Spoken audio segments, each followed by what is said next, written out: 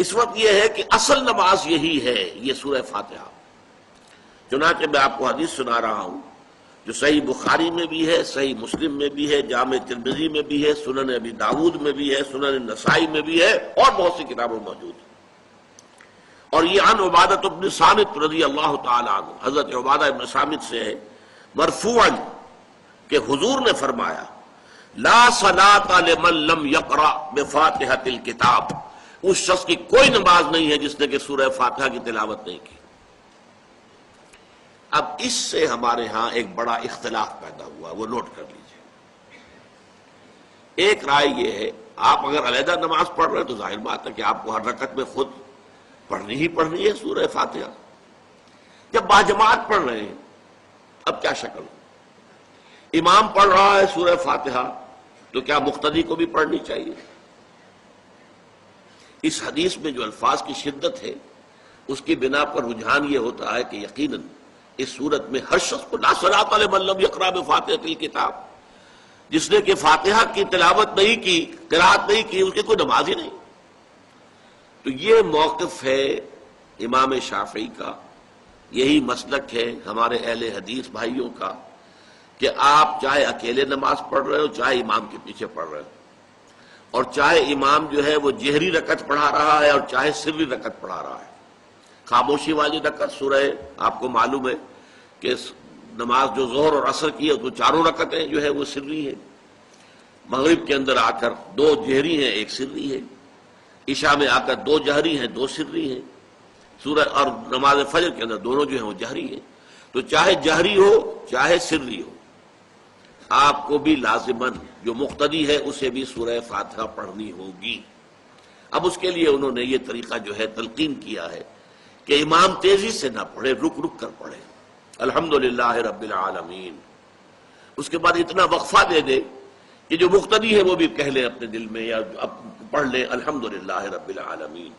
الرحمن الرحیم۔ تو یہ رک رک کر پڑھنا، خاص طور پر اگر آپ کو موقع ہوا ہو کسی اہل حدیث امام کی امامت میں نماز ادا کرنے کا تو آپ دیکھیں گے کہ بڑا فرق ہے۔ ہمارے جو حنفی امام الحمدللہ رب العالمین الرحمن الرحیم مالک یوم الدین ایاک نعبد و ایاک نستعین، چار آیتیں جو ہیں وہ بھی ایک ساتھ میں پڑھ جائیں گے، لیکن یہ کہ عام طور پر جو اہل حدیث حضرات ہیں وہ رک رک کر ٹھہر ٹھہر کر پڑھتے ہیں، ترتیل کے انداز میں پڑھتے ہیں۔ یا پھر دوسری شکل انہوں نے ایک اور کی ہے، یہ آپ سعودی عرب میں جب کبھی نماز پڑھیں گے اور آپ پڑھی ہو آپ نے تو وہاں آپ دیکھیں گے کہ امام جو ہے وہ سورہ فاتحہ پڑھنے کے بعد کوئی 1 منٹ جو ہے خاموش رہتا ہے تاکہ آپ اب جو مقتدی ہیں وہ اس وقفے میں وہ اب سورہ فاتحہ پڑھ لیں، پھر وہ قرات کرے گا، کوئی اور آیات اس نے شامل کرنی ہے تو بعد میں شروع کرے گا، درمیان میں وقفہ ہوگا۔ لیکن ایک مسلک یہ ہے، اور یہ مسلک جو ہے یہ در حقیقت قرآن مجید کی ایک آیت کے اوپر مبنی ہے۔ سورہ اعراف کے آخر میں فرمایا گیا وَإِذَا قُرِئَ الْقُرْآنُ فَاسْتَمِعُوا لَهُ وَأَنصِتُوا، جب قرآن پڑھا جا رہا ہو تو توجہ سے اسے سنو، خود خاموش رہو۔ اب یہ قرآن مجید کی آیت ہے، اس کے بنا پر ایک رائے یہ ہے کہ آپ امام کے پیچھے سورہ فاتحہ نہیں پڑھیں گے، پڑھا جا رہا ہے سنو اس کو، خود خاموش رہو۔ اور اس کے لیے وہ دلیل دیتے ہیں کہ یہ شکل ایک وفد کی سی ہے، جیسے کسی بڑی شخصیت کے پاس اگر آپ کا کوئی وفد جاتا ہے، 8-10 افراد ہیں، ان میں اسپوکس مین ایک ہوتا ہے، وہ بات کرتا ہے، باقی سب لوگ موجود رہتے ہیں، سنتے ہیں۔ اسی طریقے سے امام جو ہے وہ گویا کہ آپ کا نمائندہ ہے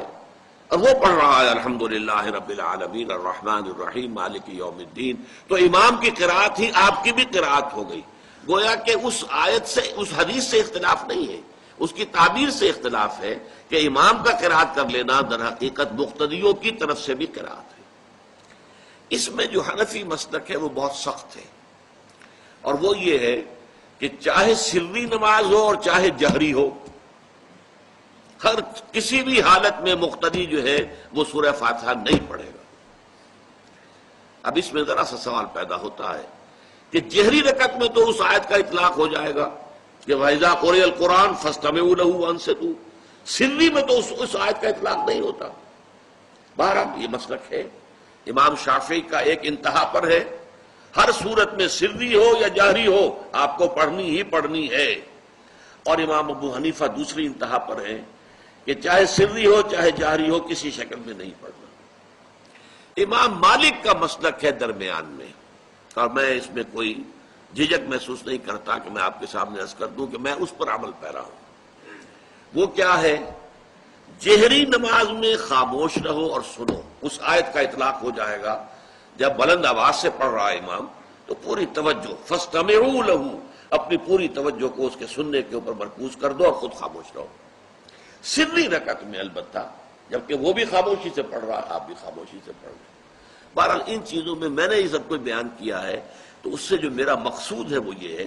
کہ معلوم ہو جائے کہ اس میں کوئی بڑی بنیادی بات نہیں ہے، نہ یہ کہ جو حنفی ہیں وہ اس حدیث کا انکار کرتے ہوں کہ لا صلاۃ لمن لم یقرأ بفاتحۃ الکتاب، کیسے وہ انکار کریں گے، اور نہ ہی کوئی جو حنبلی ہے یا اہل حدیث ہے وہ قرآن کی اس آیت کا اختلاف سے جو ہے وہ اختلاف کر سکتا ہے کہ اذا قرئ القرآن فاستمعوا لہ وانصتوا، لیکن یہ کہ اس کے پھر اس سے جو احکام کا استنباط ہے اس میں اختلاف ہو جاتا ہے، تو اس کو نہیں سمجھنا چاہیے کہ یہ کوئی بہت بڑی اہمیت والی بات ہے۔